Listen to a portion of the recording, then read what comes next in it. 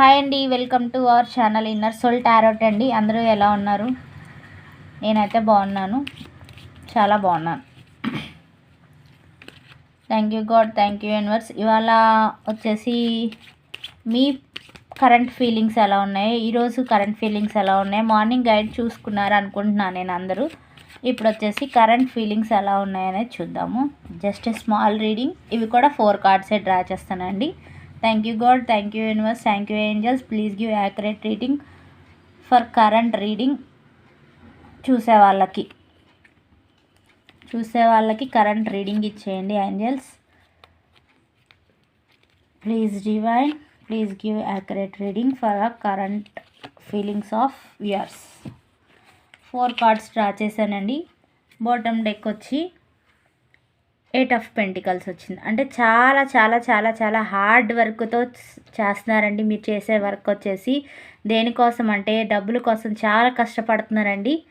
చూడండి, చాలా hard work అయితే చేస్తున్నారు. నడుము వంగిపోయి చాలా స్ట్రెయిన్ కూడా అవుతున్నారు మనుషులు. మీరు చాలా డబ్బుల కోసం ఎంతో ఎంతో కష్టపడుతున్నారు.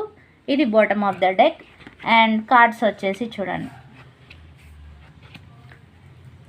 కార్డ్స్ వచ్చేసి first card empress and the second card 5 of swords, knight of swords and queen of cups అన్నమాట. ఇవి మనకు వచ్చిన ఈరోజు కార్డ్స్. ఇది వచ్చి ద ఎంప్రెస్ కార్డ్ అండి. రాణి లెవెల్లో ఉన్నారు, రాణి లెవెల్లో ఆలోచిస్తున్నారు అని వచ్చింది.